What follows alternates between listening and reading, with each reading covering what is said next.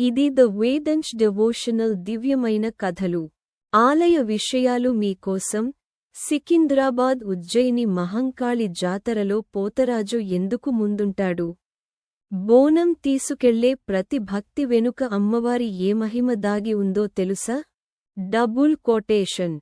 కథ ప్రారంభం. సంవత్సరం 1813. సికింద్రాబాద్ ప్రాంతం మహమ్మారులతో వణికిపోతుంది. కాలరా వ్యాధితో ప్రజలు ప్రాణాలు కోల్పోతుంటారు. ప్రజలు భయంతో దేవుడిని ప్రార్థిస్తుంటారు. అప్పుడు ఉజ్జయిని నగరానికి వెళ్లిన సైనికుడు సురిటి అప్పయ్య మహంకాళి అమ్మవారి ఆలయంలో ప్రార్థన చేస్తాడు. అప్పయ్య, అమ్మా, మా ఊరిని కాపాడు. ఈ మహమ్మారి తొలగితే నీ విగ్రహాన్ని సికింద్రాబాద్ తీసుకెళ్లి గుడి కడతాను. ఆ రాత్రి అమ్మవారు కలలో దర్శనమిస్తారు. మహంకాళి తల్లి, భయపడకు బిడ్డా, నేను నీ ఊరికి వస్తాను. మహంకాళి అమ్మవారి రాక. కొన్ని రోజుల తర్వాత మహమ్మారి తగ్గిపోతుంది. అప్పయ్య తన మాట నిలబెట్టుకుంటాడు.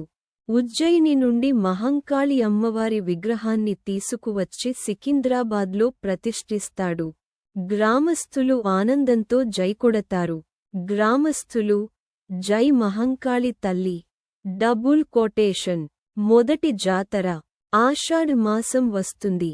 అమ్మవారికి ప్రత్యేక పూజలు మొదలవుతాయి. మహిళలు రంగురంగుల బోనాలు తయారు చేస్తారు. డప్పుల శబ్దాలతో వీధులు మారుమోగుతాయి. బాలమ్మ, అమ్మకు బోనం సమర్పిస్తే మన కుటుంబం కాపాడబడుతుంది. Double quotation. పోతురాజు ప్రవేశం. అచానకంగా డప్పులు గట్టిగా మోగుతాయి. నడుము చుట్టూ గంటలు కట్టుకుని, శరీరానికి పసుపు రాసుకుని పోతురాజు రంగంలోకి దిగుతాడు. పోతురాజు, జై మహంకాళి, అమ్మ వచ్చిందిరా.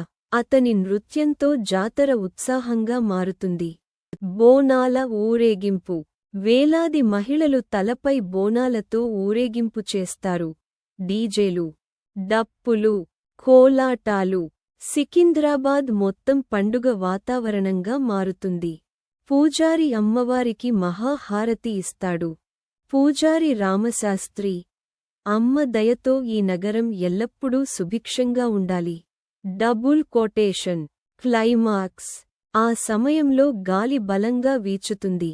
దేవాలయం గంటలు స్వయంగా మోగుతాయి. భక్తులందరూ ఆశ్చర్యంతో అమ్మవారిని చూస్తారు. బాలమ్మ, అమ్మ నిజంగానే మన మధ్య ఉంది. Double quotation. అప్పయ్య, మహంకాళి తల్లి ఈ నగరానికి శాశ్వత రక్షకురాలు. భక్తులు, జై మహంకాళి అంటూ నినాదాలు చేస్తారు.